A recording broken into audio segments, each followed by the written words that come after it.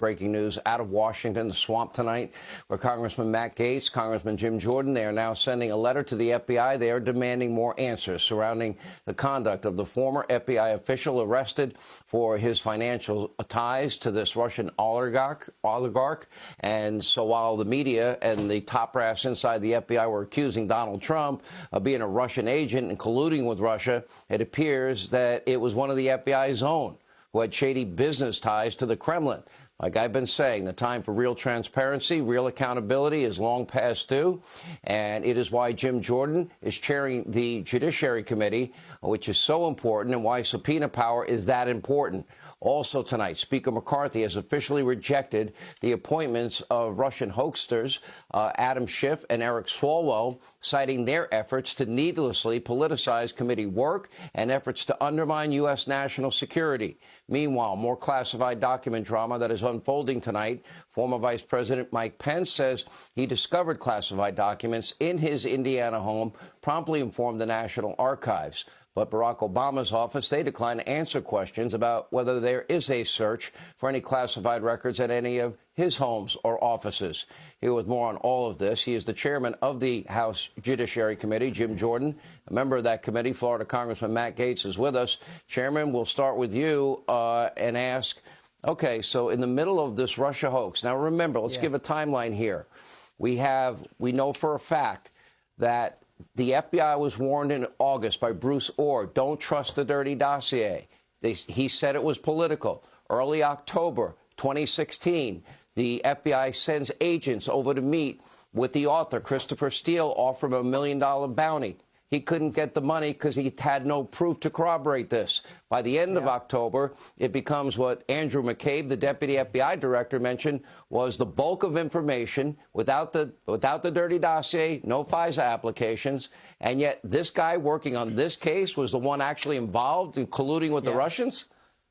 Right, Sean. The same FBI that spied on President Trump's campaign, that altered evidence in front of the FISA court, that lied to the FISA court, now has an agent who helped launch the Trump-Russia investigation, who's under indictment for taking money from Russia. And understand, it's not just any agent. This is the special agent in charge of counterintelligence in the New York division. And it's not just any Russian. It's Oleg Deripaska, whose name comes up all the time, who was the guy Christopher Steele was working for. That is the lay of the land here. And that is why Matt and I have sent this letter. We're going to send this letter to get more answers on what was this. This guy worked 20-some years at the FBI, this McGonigal. So we want to know everything that's going on here, because this pattern that we've now seen and the political nature that exists based on what whistleblowers have told us and based on what we have seen has to end.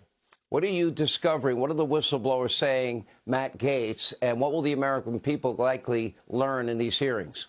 Well, there's two critical vectors that we're investigating on the Judiciary Committee. First, the extent to which our national security apparatus is corrupted by politics here at home. That's where the whistleblowers have talked about really degrading evidence that would otherwise implicate the Biden family. But this story that is breaking now, that is huge, shows us that there is also a real coercion with foreign cash that comes in and has an impact on our FBI. What we now know is that the head of counterintelligence at the New York field office was turned by the Russians, and this is the very person who helped do the intake on the initial Russia hoax. So now we have to determine when that person was turned, and I'm very concerned that it may have been while he was at the FBI. Even in this indictment, Sean, details show he was setting up business organizations in New Jersey that later accepted corrupt cash from Russians while he was leading counterintelligence efforts at the New York field office. There could be real dangers here to national security. That's why Mr. Jordan and I want to know if there are legislative proposals or oversight endeavors we have to engage in to figure out how deep this rot goes.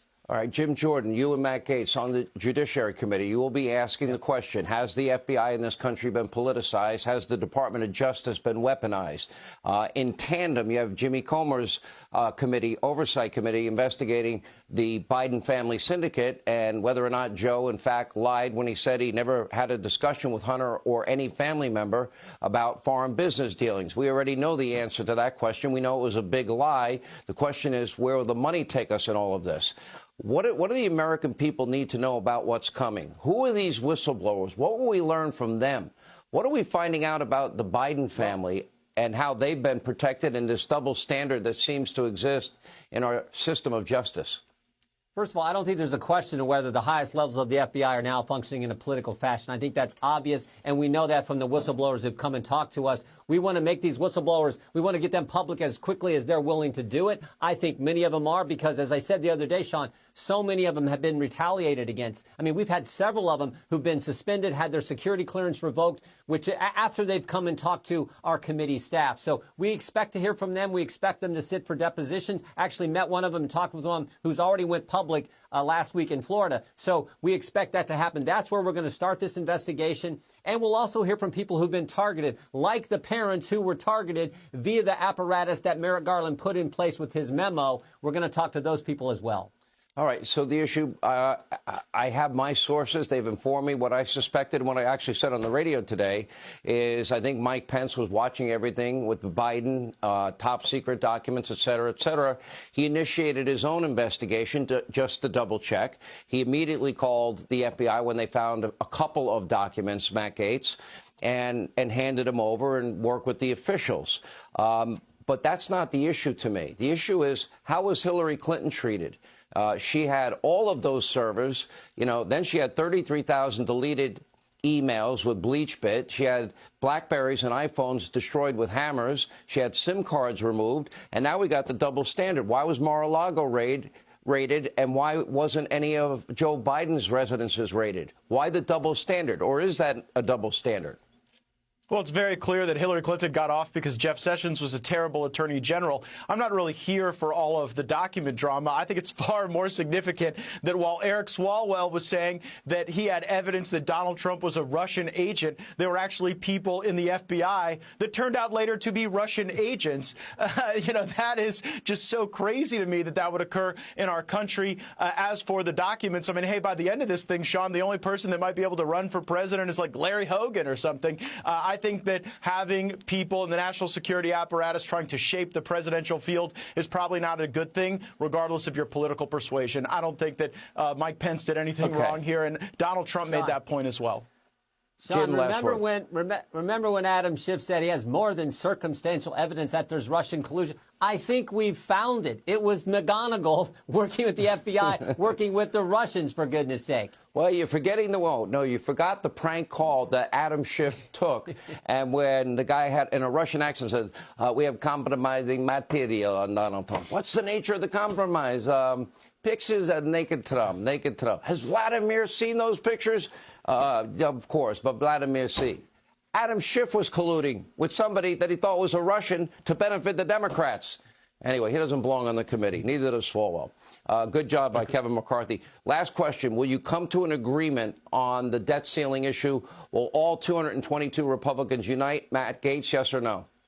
I think we will. I think we should fight for work requirements on a lot of these social welfare programs that are driving our national debt. And it is not appropriate for Joe Biden to say he refuses to negotiate with the people's house that the people gave to the Republican Party. We're going to negotiate tough. And I think that we should get those spending cuts. Jim, will it happen? The Democrats are betting that all 222 Republicans won't stay together. Do you think they will? Yeah, they just spent $1.7 trillion, and we all voted against it. Now they're saying, oh, we don't want to talk to you guys, even though you have the majority. Where does that fit in? Of course we're going to stick together and fight these guys. All right. Thank you both.